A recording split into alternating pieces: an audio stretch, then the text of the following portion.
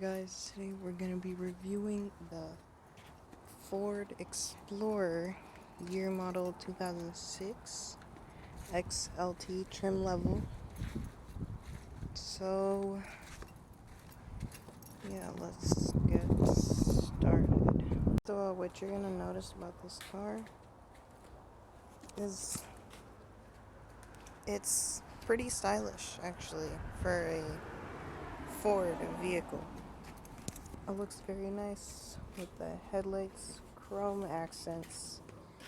Honestly, in my opinion, I think this is one of the only cars that would look great with a chrome accent. Of course, we got the mirrors, and unfortunately, door handles are not chrome.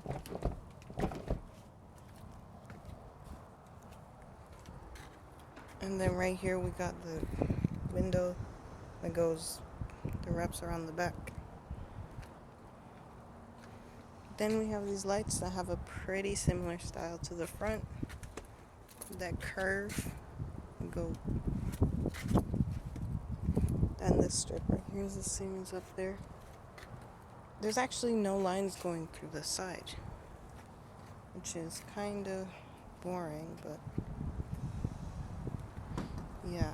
It has advanced track as RSC technology. Sorry about that. We have right here the gas. Doesn't have to be opened from the interior. And then we have our adjustable mirrors. We also have an antenna line for any for the radio and all that. We have the wheels. We don't have an exact measurement for them. Same for the tires, but they're here. We're about to enter the car. You'd obviously notice there's a keypad. Either you can use that or the included key fob to open it up.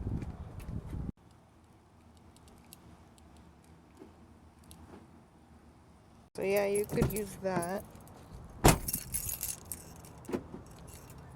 And you can find out what the password is by looking in the manual and then taking out the card that shows the password. So in this case, my password starts with a 6. So instead of pressing the button directly, you're gonna press the side, whichever side the number that you need to press is on. Or you could just use the manual key. When you open the car, you're obviously gonna notice that the door panel is different from other cars. The way of opening the car door from the interior is different.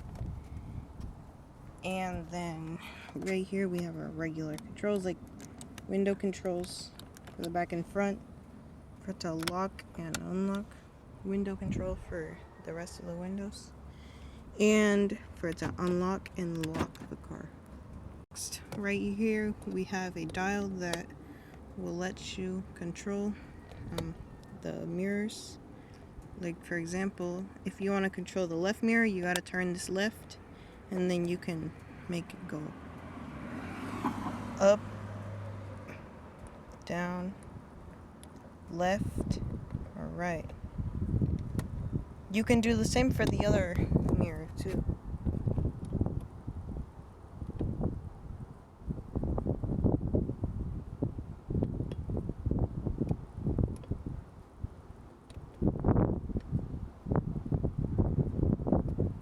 Then of course you have your standard speaker and trash. And then on the door we have this like fabric, and then this like leather textured plastic. Same right here. Right here it says Explorer. This is much softer. Then we have plastic, and then chrome trim inside, and then the plastic, the weird plastic again. Then for the driver's seat, we actually have electronic seats. But unfortunately, for it to make your seat go forwards, down, and back up, it's manual. I don't know what this is for. And then we have our pedals right there. Right here we have our controls for the lights, a air vent, the gauge cluster, including showing what gear you're in and how fast you're going. Unfortunately, because this is a 2006 car, it does not have a heads-up display. It was not standard in cars of 2006. We also have controls for everything else, like right here, dials. And then we have the steering wheel, which is actually made of leather.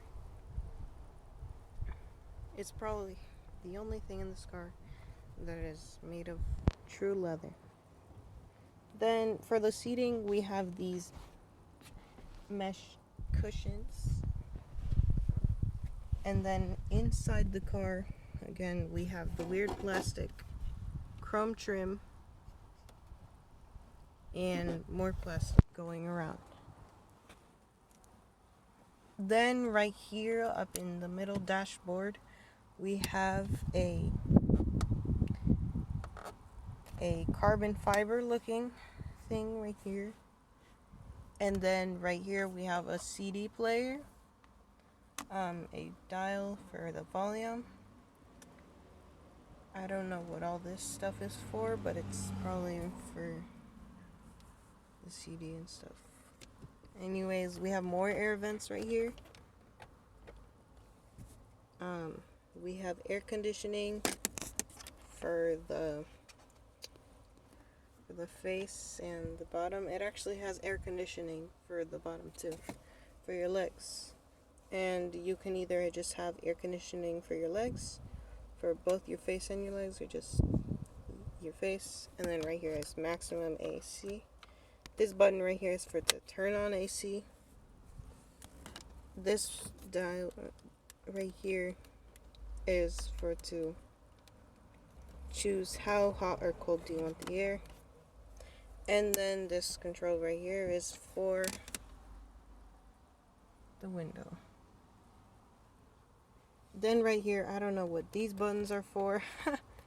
Honestly, Ford just has them here to make this look kind of symmetrical. But then right here we have our buttons for all-wheel drive, stabilization, and 4x4, high, low, and auto.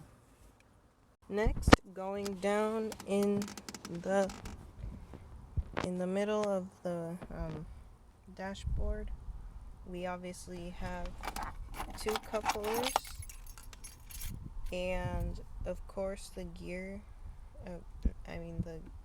The gear shifter. It's pretty easy to tell what gear you're in.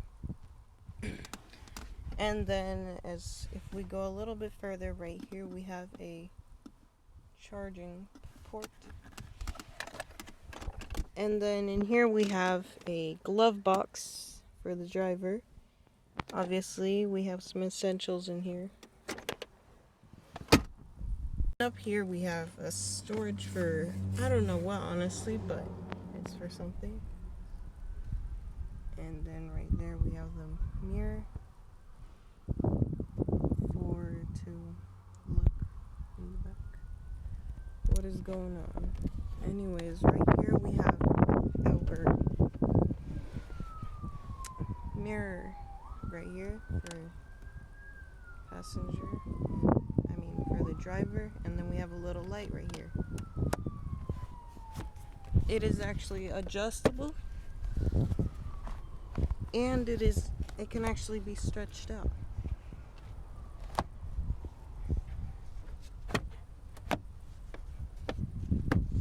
Then right here unfortunately we do not have anything really for to hold for it to hold any sunglasses.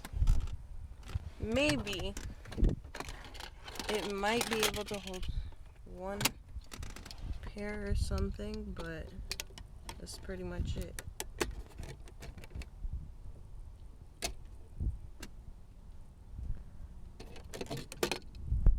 Down the rest of the dashboard, we have the weird plastic. There are fortunately airbags right here. By the way, on the dashboard we have this right here. It shows whether the airbags are activated or not for both the driver and for the passenger. Then we have the passenger side, again, mirror. And then right here we have a handle for anyone who needs to get up. Then right there we have a seatbelt with chrome trim right there. Obviously we have a floor mat, and then the same door panel as what we have on the driver's side, except we only have a window control for only this window, and then for it to lock and unlock the car. And of course, last but not least, we have the glove box compartment, and then another air conditioning vent. On the back seat, there's nothing special, really. There's only just a window control. Again, door handle. And it actually has a handle that I forgot to show earlier for it to pull the door, for it to close it. Then, of course, we have pockets behind of the seats. And we have this right here. So, we actually do have a middle seat in this car instead of just a middle console right here. And then we have vents for air conditioning.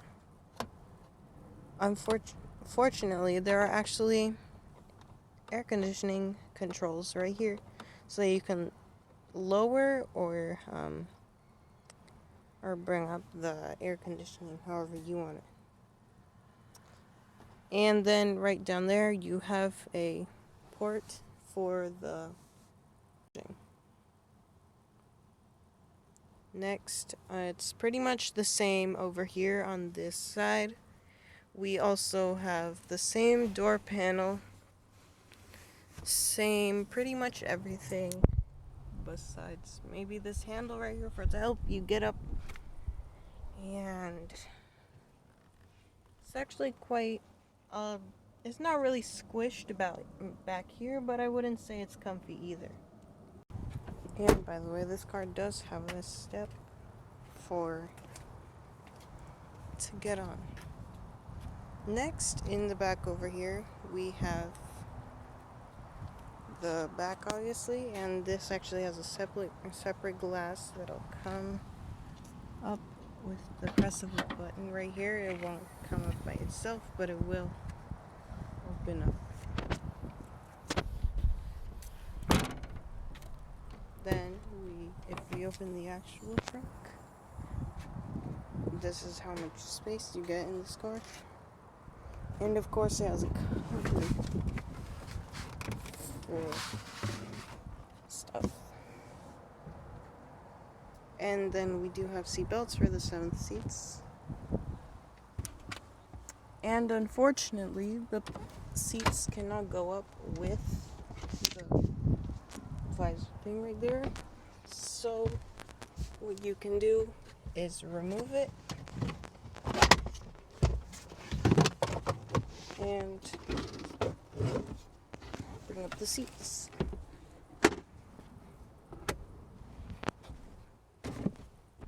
So back here we have a seatbelt, cup holders, and spaces for it to put in stuff. A cup holder the cup holder for the right side has a different location than the left, and actually the window for The third row is actually smaller than what it looks on the outside. And of course, we have a light for the back. And we have one for the middle row too, and one for the front. Then right here on the left side, we have a compartment right here for anything, jumper, cables, whatever they're called, anything. So for some reason back here we have a locking and unlocking dial. You can actually unlock that window with the key. It's a pretty simple process. Just pull on this right here. It actually has numbers for instructions. And then that is the last instruction. Just pull that. Then the seat just like that goes down. How much space in total we have with the back seats down. I don't have exact measurements. Then right here we have a compartment for any tire replacements. Which, by the way, on the underside of the car we do have a tire replacement. The middle row seats actually do go down, so you can do that. Very spacious back here with all the seats down. Of course, you can have one seat up just in case you're transporting 3 people and still need lots of space. But if these are too high, then you can also just make the seat go down, make the headrest go down, and then pull on the lever one more time. And then there you have it. This is how much space you'd have with those seats up. This is what it looks like with the cover on. At some points when you have to put this thing on, the seatbelts can be annoying, so. And that's what it looks like with all the seats down and the cover on. It is a great car to have and all for a big family, but it is a very problematic car after all, because it does have multiple failures and stuff with the motor, as it has been reported that the Ford Explorer from the 2006 is the most problematic car Ford has ever made. So if you're not really a mechanic and you're not willing to pay much for it to fix your car, this is not really yours. And this car does need high maintenance. So it wouldn't be very recommendable. Anyways, back here again we have a hook, and then things that I forgot to show. Right here we have a sunroof that does work, but I don't know how sunroofs work, so. And then for the mirror, I don't know what this is. Oops. But yeah. So thank you guys so much for watching my review of the Ford Explorer 2006. If you haven't subscribed, please subscribe, as this is my first video. Thank you very much, and as always, I'll see you later.